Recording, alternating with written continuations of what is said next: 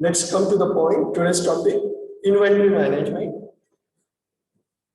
तो इस टॉपिक पे डिस्कस करना है, बहुत शॉर्ट टॉपिक है. It is your second module, last topic, inventory valuation and inventory management. तो सबसे पहले हमें डिस्कस करनी है व्हाट इज इन्वेंटरी. और तुम्हारा कॉस्ट शीट तो हो चुका है. कॉस्ट अकाउंटिंग का जो बेसिक कंसेप्ट है जो लास्ट सेमेस्टर में कंप्लीट हुआ है, तो उसमें तुम लोगों ने बहुत सी स्टडी की है इसके ऊपर. तो उसमें से ये बेस्ट बेसिक स्टडी है ये मेरे हिसाब से, इन्वेंटरी वैल्यूएशन. तो सबसे बड़ी बात होती है कि what is inventory and types of inventory. तो inventory it is the purchase of raw material. वो रॉ मटेरियल परचेस करना जिसके लिए हम बिजनेस कर रहे हैं, ताकि उससे हम फिनिश गुड बना सके.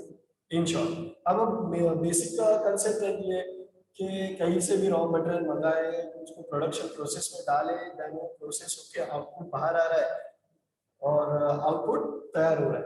The basic concept. बट इस बेसिक कंसेप्ट को अगर डीपली स्टडी की जाए एज अ प्रोडक्शन मैनेजर, तो उसके बहुत से कंसेप्ट बनते हैं. क्वालिटी ऑफ मटेरियल कैसे होनी चाहिए, कितनी क्वालिटी ऑफ क्वांटिटी हमें किस सप्लायर से लेना चाहिए. सिंपली बात, मींस लोकल सप्लायर का क्वांटिटी कितना होना चाहिए. उसके बाद लोकल सप्लायर का कितना होना चाहिए. और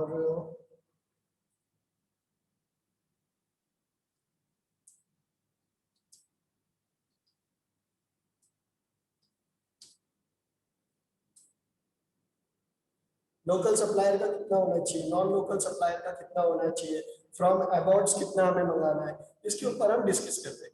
ओके. अब सबसे पहली बात है लोकल सप्लायर. तो लोकल सप्लायर का उसका प्रोडक्शन सामने के फार्मर में होगा.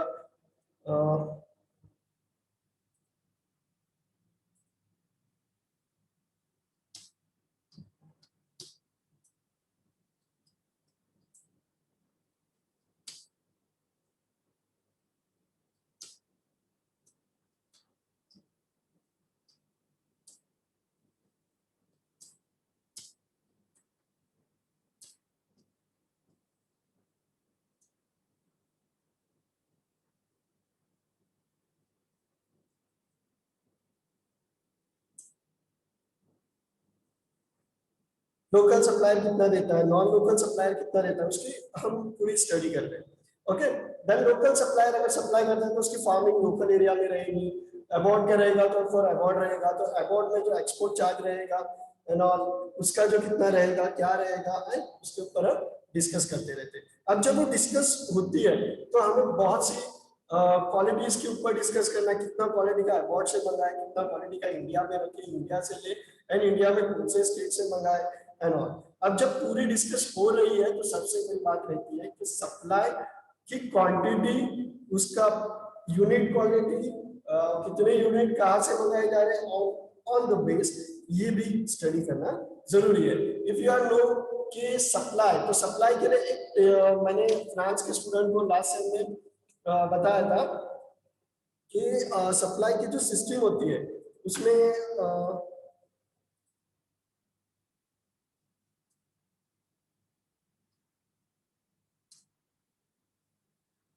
सप्लाई की जो सिस्टम होती है, it is like one jar. एक जार होता है उनके पास.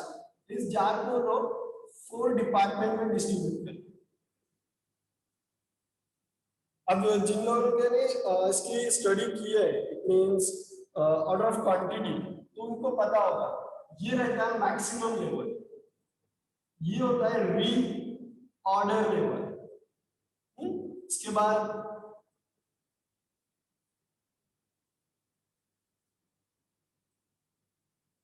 Reorder level, maximum level, minimum level and danger level. और मेरे हिसाब से इसकी स्टडी हमने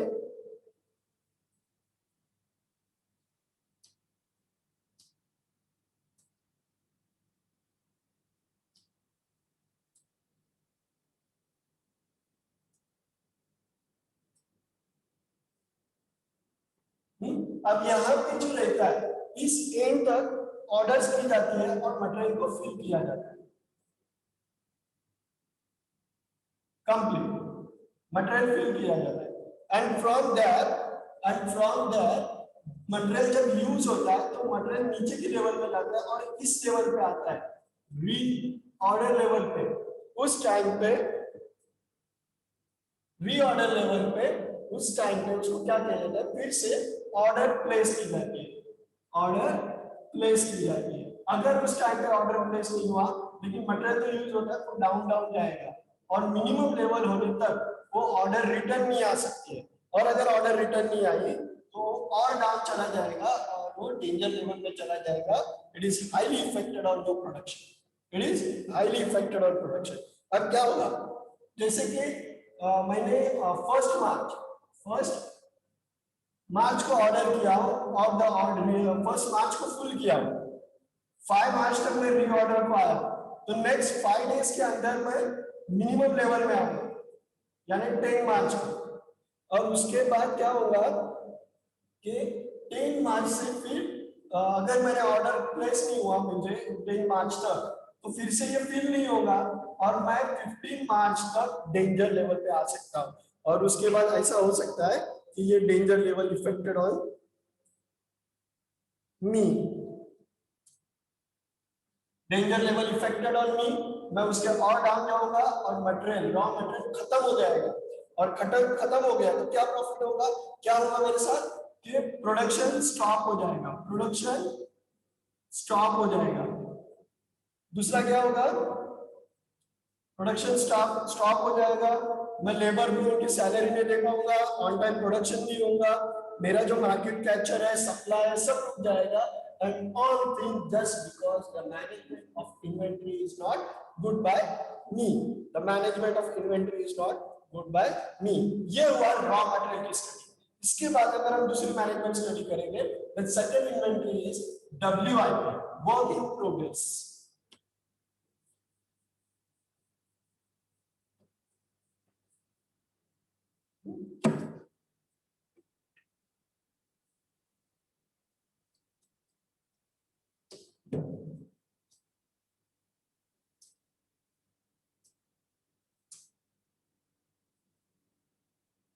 ओके, इन्वेंटरी मैनेजमेंट का second process work in progress,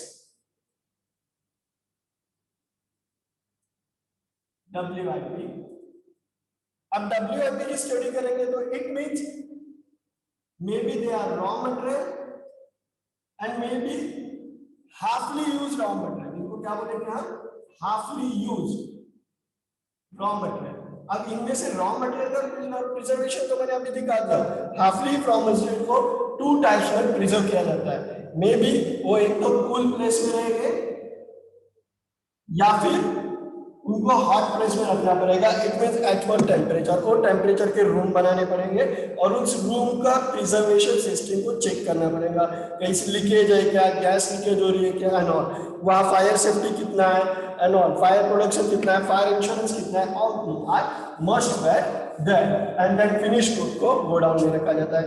ये 3 पैटर्न्स है, इनकी आज हम ब्रीफली स्टडी करेंगे। ओके, तो ये बेसिक कंसेप्ट जो मेन बात जो मैंने बता दिया। अब इंट्रोडक्शन को थोड़ा मैं रीड करता हूँ, part of introduction. An inventory is a stock of ideas, resource of firm future use in organization. Inventory can be various types of manufacturing organization. Typically have inventor of raw material, components, subchemistry. For example, handling, assembling, carrying, maintaining. यानी जो मैंने पूरी बातें बताया वो। Okay, अब इनकी क्या है, इन्वेंटरी कंट्रोल मॉडल्स के ऊपर हम तो some features are there. The first is inventory to safety period of essential high demand to act as a buffering between the various elements.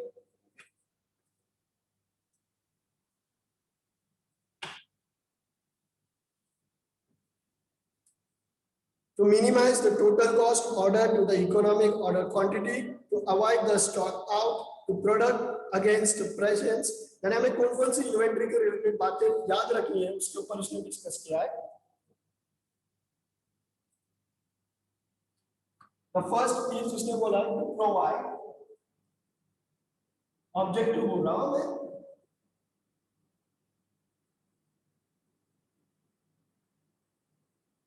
provide a buff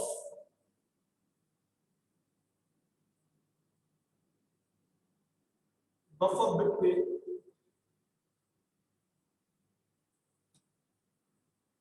successive operations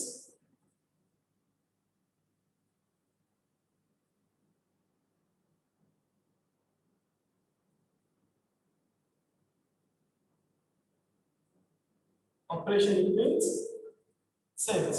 Okay, first objective and second objective to satisfy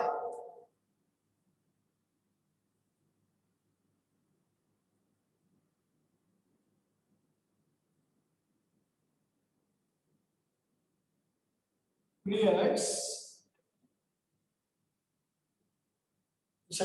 periods of seasonal high demand of sessions high demand. It means your reorder level, maximum level, यानी order quantity कब की उसके time banana. And third, to act as buffer between various elements of supply chain, to study of supply chain. The fourth one, to minimize the total cost. The total cost.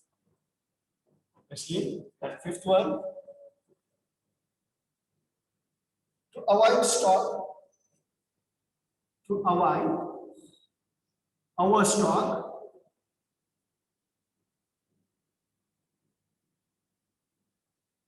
Then sixth one,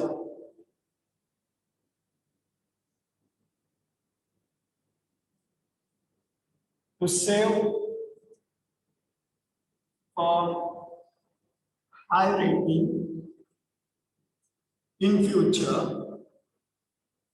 Okay, तो ऐसे 6 point है to succeed customer exit the customer demand.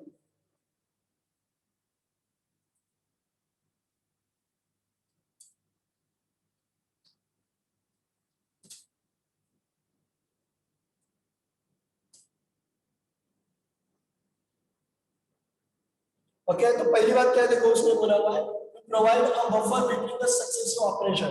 हमें operation जो success है उसके लिए काम करना है. अब वो ऑपरेशन क्या है कि हमें रॉ मटेरियल से फिनिश गुड की तरफ जाना है टू रेडी टू सेल, कि हमें सेल कर सके. देन दूसरा क्या है to satisfy the period of seasons high demand.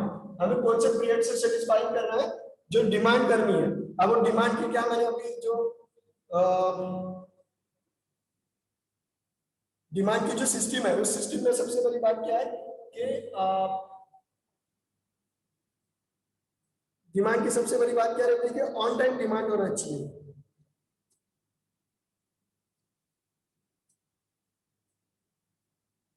अब ये ऑन टाइम में कैसा होता है कि कंप्लीट अगर हमने जैसे मैंने वो अभी बताया 5 मार्च को फुल है, 10 मार्च को रीऑर्डर आया है, 15 मार्च को मिनिमम होने वाला है, तो मिनिमम 20 मार्च को वो खत्म हो सकता है. तो हमें मिनिमम 18 बिफोर 18 मार्च अगर प्रोडक्शन के लिए रॉ मटेरियल नहीं आया then your production is stop. हो सकता है जिसके लिए हमें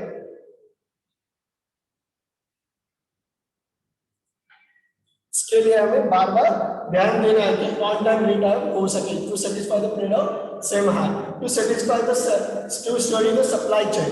अब सप्लाई चेन यानी कौन जो सप्लाई करने वाले रॉ मटेरियल सप्लाई करने वाले बोथ आर टू पार्टीज. कौन कौन से है देखो. फर्स्ट इज लोकल बॉडी रहती है जो इधर से सप्लाई करती है, लोकल सप्लायर. उसका हम कब यूज करें एंड अबॉर्ड से कब मंगाएं. अब अबॉर्ड से मंगाएंगे तो हाई कॉस्ट रहेगा because the transport charge is high because traveling charge are high costly as compared to local body से लेंगे. बट यार दो बातें हो सकती है. अबॉर्ड वाला हाई क्वालिटी प्रोडक्ट दे सकता है as compared to local body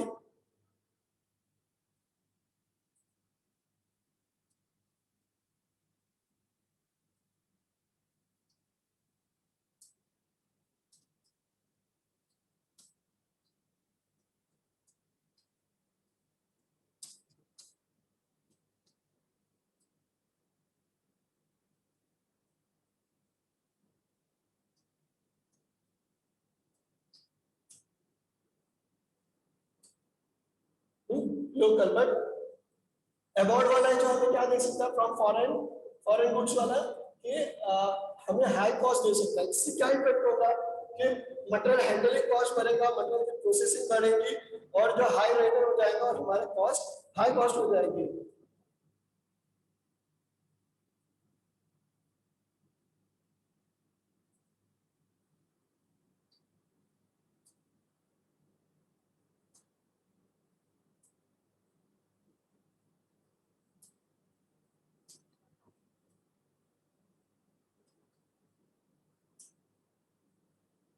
Okay, then to study the okay, then to minimize the total cost. Total cost यानी the cost of production. अब cost कितने रहता है?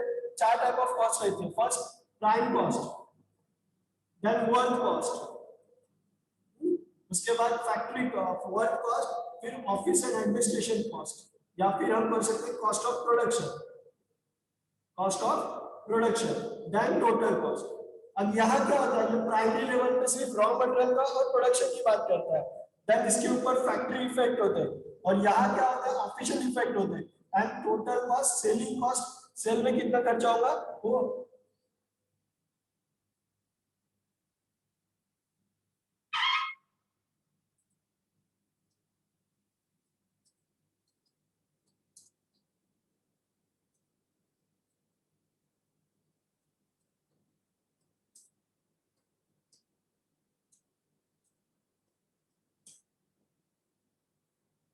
एंड देन टोटल कॉस्ट के बाद इसमें प्रॉफिट ऐड होता है। अब देखो यहाँ बात क्या होने वाली है, द मेन कंसेप्ट इज कि प्राइम कॉस्ट लोकल बॉडी से लेंगे तो 4 रुपीज से हो सकता है, और हम हायर बॉडी से लेंगे इसका बहुत सा इफेक्ट हो सकता है। देन वर्क कॉस्ट है, कॉस्ट ऑफ प्रोडक्शन है, टोटल कॉस्ट है, इन सबको ऐड करके जो प्रॉफिट ऐड करके जो होगी उससे हमें क्या रहता है मिनिमम या ऑप्टिमम से जो